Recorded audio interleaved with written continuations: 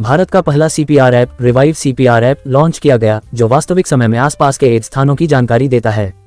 भारत में हर साल 15 लाख से ज्यादा लोग अचानक हृदयाघात के कारण अपनी जान गंवा देते हैं और हाल के दिनों में कई लोगों ने स्का के दौरान अचानक हृदयाघात स्का के कारण अपनी जान गंवाई है।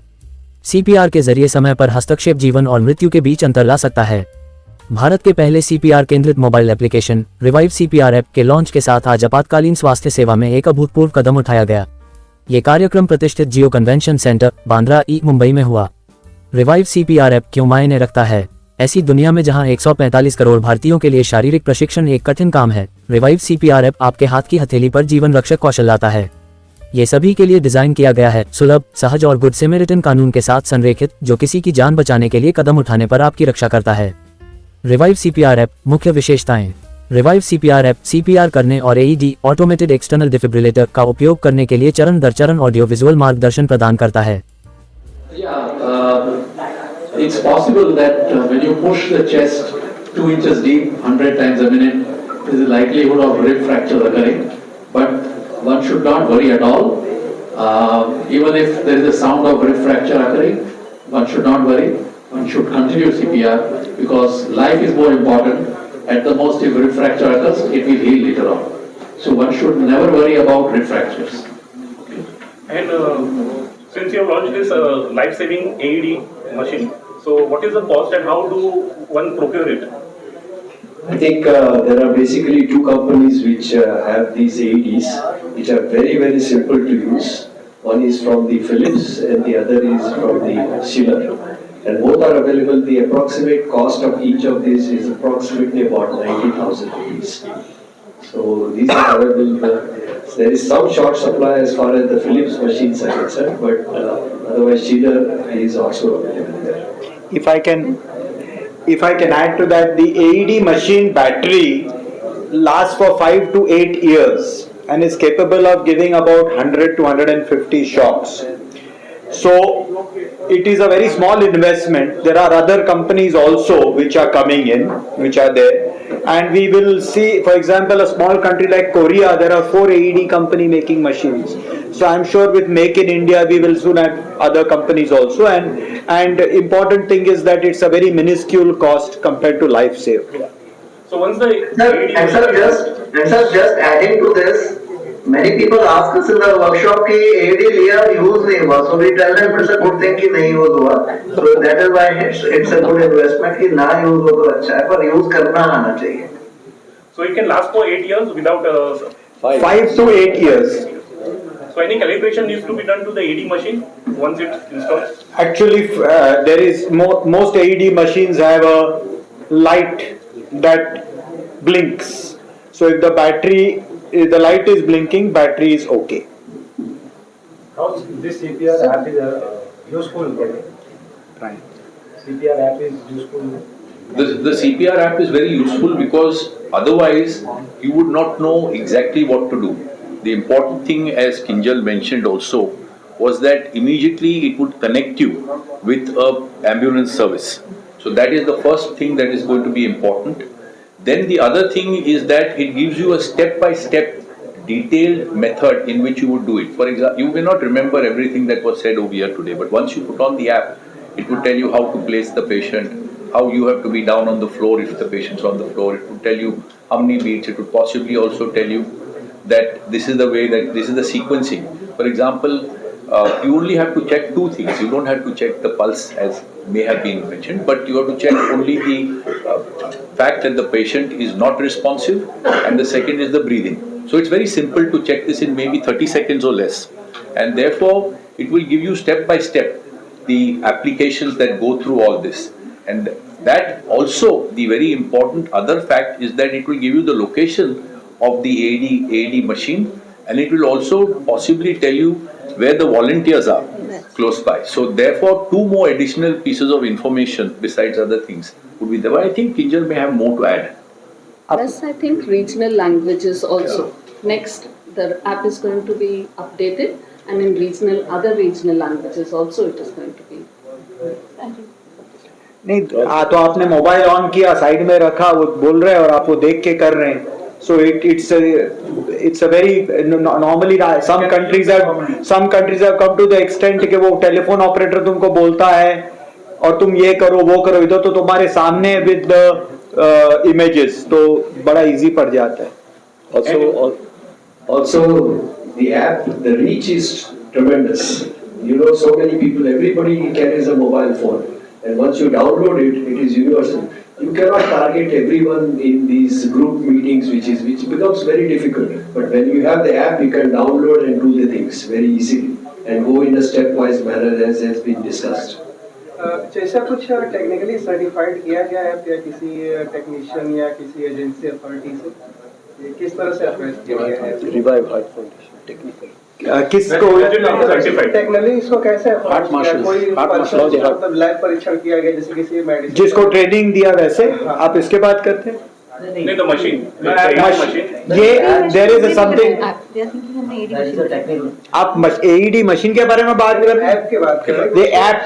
ये ऐप के एवरी स्टेप जो मेडिकल स्टेप है, the group of senior doctors cardiologist में मैं भी हूँ, we have verified, the revive heart foundation has verified that the medical, because ये भी सही बात है, आप नेट पे कई चीज देखते हैं, कई चीज लोग कुछ भी डाल सकते हैं नेट पे, but this facts have been verified and जो भी इस पे डाला गया है, जिस तरह से सीपीआर देना है, जिस तरह से आपको ईडी मशीन यूज करना है, ये बड़े स्टैंडर्ड है, ये एकदम स्टैंडर्ड. अगर आप कोई भी हार्ट एसोसिएशन में जाएंगे कोई भी कंट्री के, जैसे यूरोपियन हार्ट एसोसिएशन या अमेरिकन हार्ट एसोसिएशन या इवन इंडियन हार्ट के जो एसोसिएशंस है, कार्डियोलॉजी सोसाइटी इंडिया एटसेट्रा, जिसका मैं भी मेंबर हूँ, डॉक्टर ब्रायन भी, हम सब मेंबर हैं, ये उनके भी गाइडलाइंस में या टेक्स्ट बुक खोलेंगे स्टैंडर्ड, वो भी गाइडलाइंस में यही देखा गया है. जैसे आपने बताया कि इंडिया के अंदर 15 लाख लोगों की कार्डियक अरेस्ट से मौत होती है. ट्रेनिंग की बात कर रहे थे कि स्कूल्स के अंदर भी जो 10th के बच्चे हैं उनको ट्रेनिंग वगैरह देनी चाहिए. इसके लिए आप लोगों ने कैसा कॉन्सेप्ट रखा है कि उसको किस तरीके से लोगों तक पहुंचाएं? तो ये आपने बहुत अच्छा मुद्दा उठाया, क्योंकि कई देशों में जैसे डॉक्टर मंजू बताएंगे, ऑस्ट्रेलिया में फॉर एग्जांपल कंपलसरी है कि आप स्कूल पास करोगे तो आप सीपीआर जानना चाहिए. यूएसए में 52 स्टेट्स में से ऑलमोस्ट 25 स्टेट्स में ये कंपलसरी है. स्कैंडिनेवियन कंट्रीज में कंपलसरी, तो कई कंट्रीज में ये कंपलसरी है.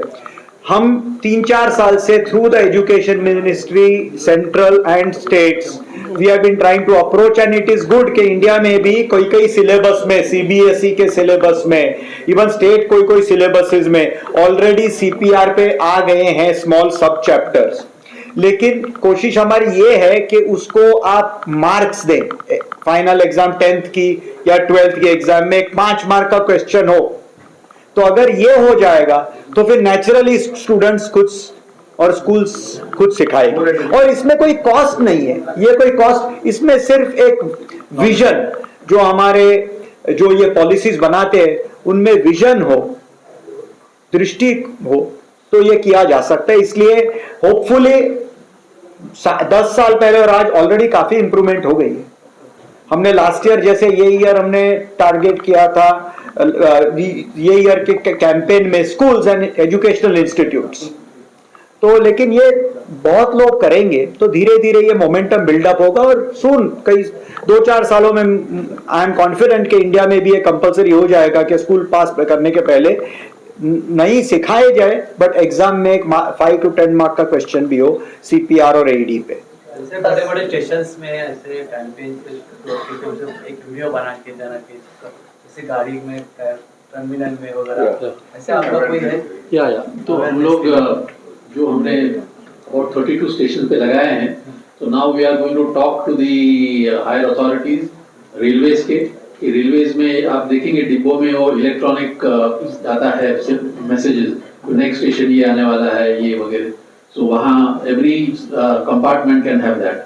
एंड प्लस आप जो बता रहे हैं थोड़ा videos on the TV screen can be shown, तो ये भी होगा. इसका कॉस्ट कितना आता है? मशीन का जो कॉस्ट है, अगर एक आम इंसान को रीच करना है सोसाइटीज वगैरह में, उसका कॉस्ट कितना आएगा? 90,000 1 लाख. एक सवाल है, जैसे यूपी जो है बेसिकली वहाँ पर सबसे ज्यादा आबादी है और वहाँ पर ग्रामीण इलाके ज्यादा है, तो ग्रामीण इलाके में अगर कार्डियक की बात करें, शहरों के अंदर तो ठीक है कि शहरों के अंदर लोगों को अवेयरनेस होती है, तमाम चीज होता है, तो ग्रामीण इलाकों में जैसे यूपी, बिहार, इन ग्रामीण इलाकों में आप लोग कैसे रीच करेंगे और किस तरीके से प्रोग्राम आगे बढ़ेगा? Aditya is there. I think he's Aditya has. So I don't think Dr. Kapoor has got the question, but let me answer on his behalf. Okay. हम महाराष्ट्र में भी और यूपी में भी काफी ऐसे इलाकों में काम कर रहे हैं जहाँ पे कोई इंग्लिश नहीं बोलता, कोई शायद हिंदी भी नहीं बोलते, सब लोकल लैंग्वेजेस चलती हैं। हमारे पास एक सर्वाइवल स्टोरी ऐसी भी है जो एक लिटरली तबेले में किसी ने कार्डियक अरेस्ट एक्सपीरियंस किया, किसी ने उनको विटनेस किया और सीपीआर दिया। सीपीआर हम छत्तीसगढ़ के गांव में जहाँ पे लोग सीड्स कलेक्ट करने जाते हैं, साल सीड्स, हमने वहाँ पे भी एक कैंपेन किया था। जब यहाँ से हमने वीडियो पे उन्हें सिखाया, वहाँ एक ट्रांसलेटर था, उन्होंने वहाँ पे उन्हें ट्रांसलेट करके बता दिया। 3 या 4 स्टेप्स हैं, वो हिंदी में सिखाए जाए या लोकल लैंग्वेज में, लोग समझ गए। तो वी वर वेरी हैप्पी कि हमारी जो ये इन्फॉर्मेशन है ये पर्कुलेट हो रही है, इसमें कोई लैंग्वेज की बाधा नहीं आ रही है। विजयवाड़ा में भी एक सेशन हुआ था जो एकदम local very very uneducated population, लेकिन वो समझ सके, और जब उनसे हमने पूछा कि आपको समझ में आया कि हम क्या बोल रहे हैं, वो समझ गए थे।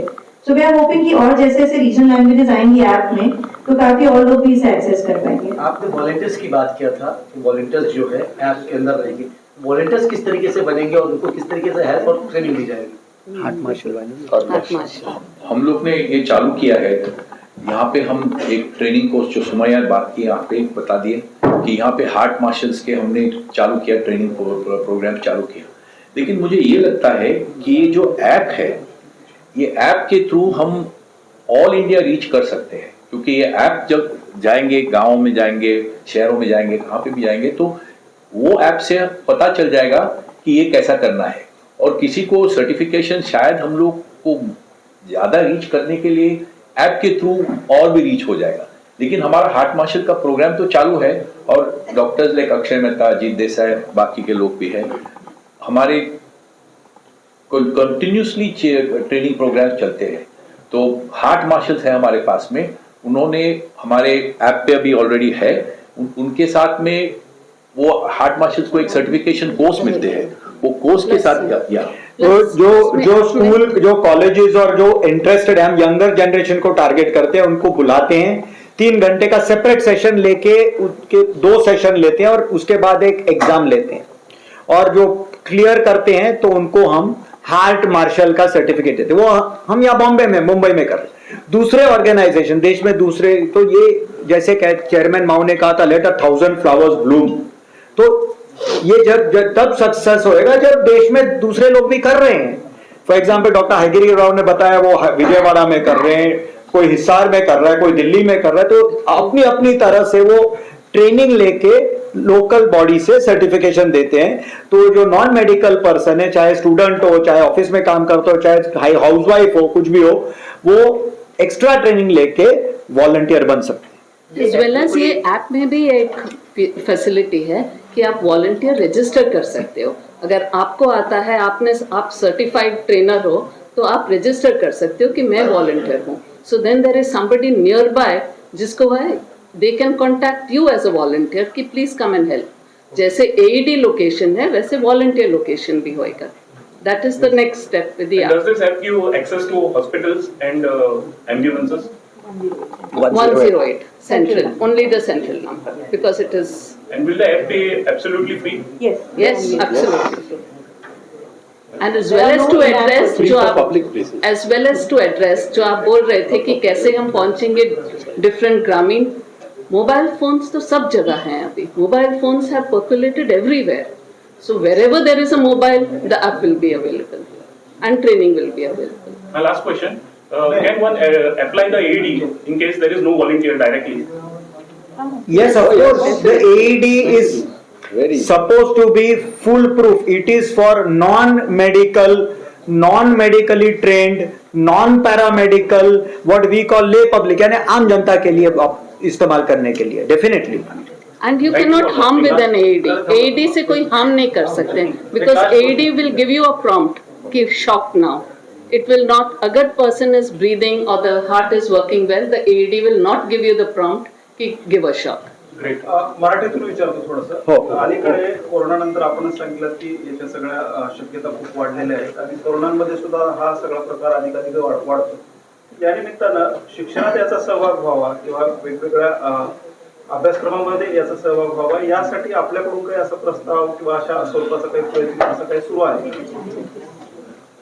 आता डॉक्टर यश लोखंडवालांनी सांगितलं की आम्ही ही आपली एज्युकेशन इंडस्ट्री मिनिस्ट्री जी आहे त्यांना आम्ही अप्रोच करतो आहे की हे शाळेमध्ये पर्टिक्युलरली 9वी आणि 10वी ही जी कक्षाची मुलं आहेत त्यांना हा एक टॉपिक ठेवावा की CPR बद्दल.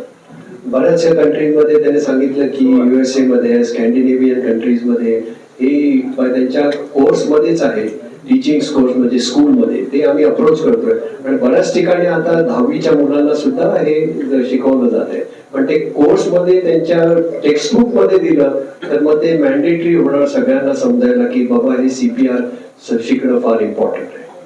Sir, are you targeting a lot of organizations in Mumbai because people in Mumbai metro cities lot of having stress and also due to heart attack? Oh yes. So the contribution to this app. Yes. Only Revive is there. No, apart from app has come now, but in last 7 years we have trained many government bodies and many private corporate organizations also, all free of cost. Schools, colleges.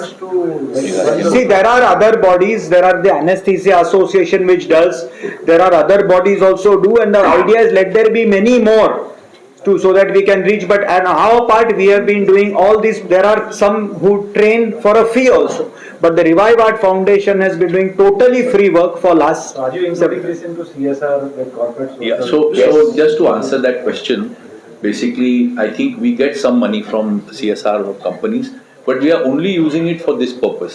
We're not charging. If some company calls us, we're not charging the company per se, but if they give us some funding through CSR, we accept that.